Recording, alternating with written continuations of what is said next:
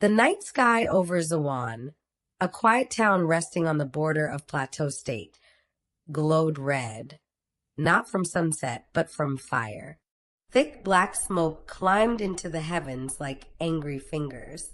Sparks burst in the wind, scattering through the dry air, landing on thatched roofs and wooden stalls that caught flame in seconds.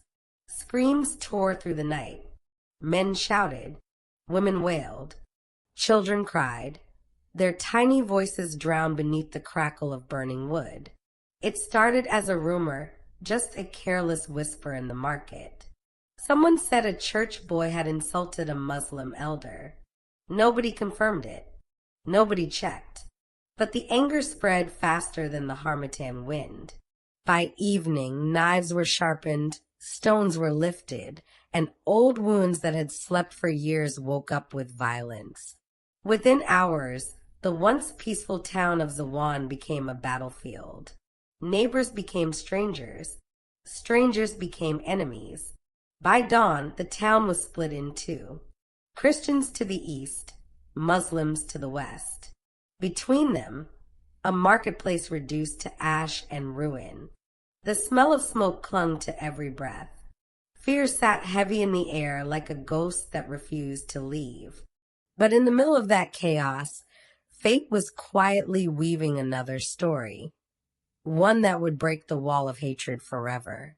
In the heart of the burning town, among collapsing stalls and falling embers, a child screamed. His name was Emmanuel, the 7-year-old son of Elder John, one of the oldest church leaders in Zawan. The boy had been helping his father arrange goods at their small kiosk earlier that evening, before the shouting started, before the sky turned red. Now, the wooden stall had collapsed under the weight of fire. The boy was trapped beneath, coughing, his small hands reaching for help as the flames crept closer. Jesus, Jesus, save my son. Elder John's voice broke through the chaos as he ran toward the fire. His eyes were wild, his wrapper half burned, his feet bare. My son is inside. He tried to push forward, but strong arms grabbed him. Don't go there, Elder, shouted a man from behind, pulling him back. That side belongs to the Muslims. They'll kill you if they see you. But Elder John struggled like a lion caught in a trap. Tears burned his eyes. Smoke choked his throat. That's my child, he cried. Leave me. Let me die with him if I must. The crowd held him, but their own fear was greater than their pity. The fire had no mercy. It roared louder, swallowing the air with heat. Then from the other side of the burning market, the Muslim side, a voice shouted, "Who is that crying?" The voice belonged to Quadri Musa, a young Muslim man of 28, known for his stubborn courage and fearless heart. He worked as a motor mechanic and lived with his mother near the edge of town. People said he never walked away from danger. When Quadri heard the cries, something deep in his chest moved. He didn't stop to ask who the boy was. He didn't stop to ask which faith he belonged to. All he knew was that someone's child was dying. Without thinking, he tore off his scarf, wrapped it around his mouth, and ran straight into the fire. "Quadri, stop!" someone screamed. "That's the Christians' area. You'll die there." But Quadri didn't hear. Or maybe he didn't care. Flames licked the air as he pushed through falling planks and burning stalls. Smoke stung his eyes. His lungs screamed for air. Every step felt like walking through hell itself. He shouted, "Little boy, where are you? Can you hear me?" From inside the wreckage came a weak cough. "Help me, please." Quadri followed the sound. He kicked through the wooden boards, ignoring the pain biting at his feet. His shirt caught fire, and he slapped at it with his bare hand. Sparks burned holes in his trousers. Finally, he saw the boy Emmanuel, trapped beneath a piece of fallen timber, his small face covered in soot, his chest rising weakly. "Hold on, small one," Quadri said, coughing. I'll get you out. With every ounce of strength, he lifted the timber, ignoring the burning heat searing his palms. The boy's eyes met his, terrified but trusting. Come, Quadri said softly. You'll be fine. He lifted the boy into his arms, his muscles trembling from exhaustion. The smoke was thick, his vision blurred. When he stumbled out of the fire, his hair was singed, his clothes half burned, and his skin blistered. The crowd went silent. They couldn't believe what they were seeing. Quadri fell to his knees and laid the coughing boy before Elder John. Elder, here's your son, he said weakly. Then his eyes rolled back and he fainted. The next day, word spread like harmattan fire. A Muslim had saved a Christian elder's son from certain death. People whispered in disbelief. Some said it's a lie. Others said maybe the boy wasn't Christian. But the truth couldn't be hidden. Elder John's house overflowed with visitors. The child Emmanuel survived, though weak and shaken. And in the small government clinic at the edge of town, Quadri Musa lay on a hospital bed, his arms and chest wrapped in bandages, his face pale but peaceful. Elder John couldn't rest. He prayed all night, his voice breaking. Lord, this man saved my son. What can I do that will ever repay him? The next morning, he dressed in his white garment and went straight to the clinic. The air smelled of disinfectant and burnt wood. The nurse at the door whispered, "He's awake, sir." He's been asking about the boy. When Elder John stepped inside, Quadri tried to sit up, wincing. "Sir," he said softly, "how is the child?" Elder John didn't speak. His eyes were already full of tears. He walked to the bedside, took Quadri's burned hand gently, and pressed it to his forehead. The room went quiet. "You have shown me what faith truly means," Elder John said, his voice trembling. "If your Quran teaches this, then my Bible agrees with it." Quadri smiled faintly, eyes wet. "We both worship the same God, Elder," he whispered, "only with different names." At that moment, the world seemed to pause. Nurses at the doorway wiped their eyes. Even the old ceiling fan above them seemed to turn slower. Two men, one Christian, one Muslim, connected by something stronger than religion, sacrifice. By the third day, the story of Quadri's courage had spread across Zawan. In the church, Pastor Daniel stood at the pulpit and said, "Let no one tell me that love belongs to one faith." God used a Muslim to remind us that goodness has no tribe, no religion, no label. Across the river in the mosque, Imam Suleiman said during Jumu'at prayer, "If we claim to love Allah but hate our neighbors, then our worship is empty." Slowly, the invisible wall between the two halves of Zawan began to crack. Children who used to throw stones across the river started waving again. Women began to return to the same market. And sometimes when people spoke of the night of the fire, they would say quietly, that was the night Zawan saw God, not through miracles, but through a man.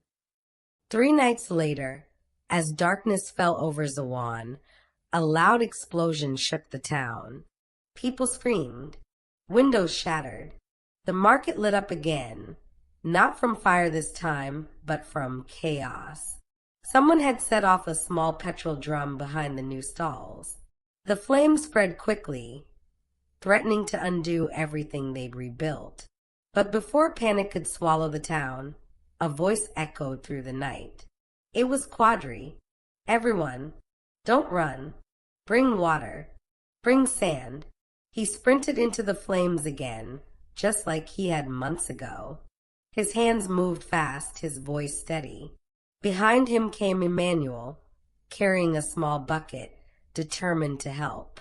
Elder John and the Imam soon arrived too, shouting for unity. "Don't ask who did it," Elder John cried. "Just save what we can." "Fight the fire, not each other," the Imam shouted. The people listened. For once, They obeyed their leaders with one heart. Christians formed a line, passing buckets of water.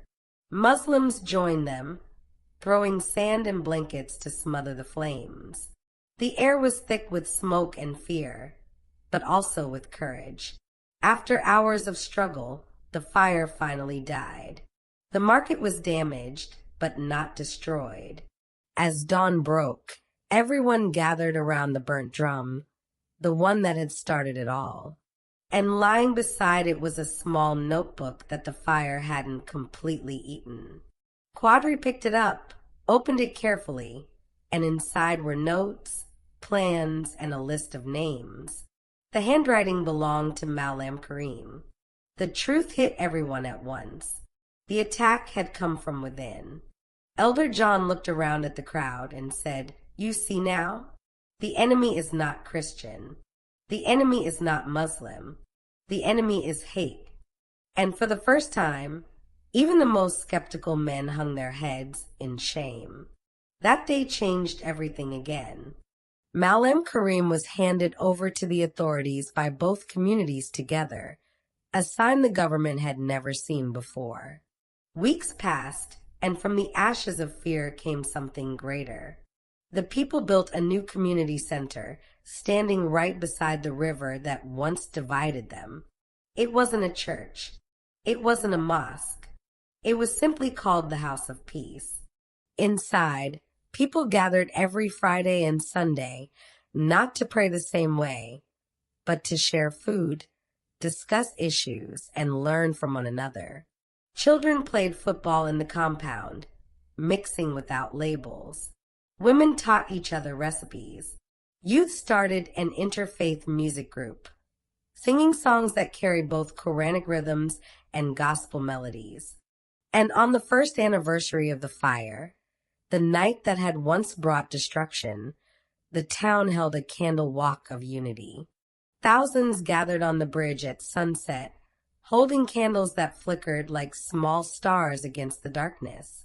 Elder John and Imam Suleiman stood at the center, side by side, with Quadri and Emmanuel beside them.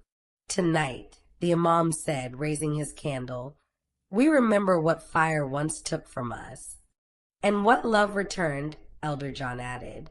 Then Emmanuel stepped forward, holding a small flame in his hands. His voice was young but strong. "This light is for everyone who believes peace is stronger than hate," he said, "and for everyone who will learn that one day." The crowd murmured Amin and Amen at the same time, two words that meant the same thing, spoken from different hearts. When the wind blew, the candles danced but didn't die. 5 years passed. Zawan changed. The market grew bigger, the roads smoother, and the bridge, once a symbol of division, became a tourist attraction. Schools began teaching the story of the Night of Fire and Faith as part of civic education. Students from both faiths were paired in projects about tolerance and community leadership. And every year, during the rainy season, the people of Zawan still gathered to strengthen the bridge together, a tradition they called the Binding Day. Quadri became the head of a small mechanic training center, employing both Christian and Muslim youths. Emmanuel grew into a bright teenager who volunteered at the House of Peace, teaching younger children how to read. One day, as the two of them sat by the riverbank, Emmanuel said quietly, "Uncle Quadri, do you ever think about that night?" Quadri smiled. "Every time I close my eyes," he said. "But now, when I remember the fire, I don't feel pain anymore. I feel purpose." Emmanuel nodded. "You said once that fire doesn't ask who you pray to. I think peace doesn't either." Quadri laughed softly. "You've grown wise, small one. Maybe wiser than me."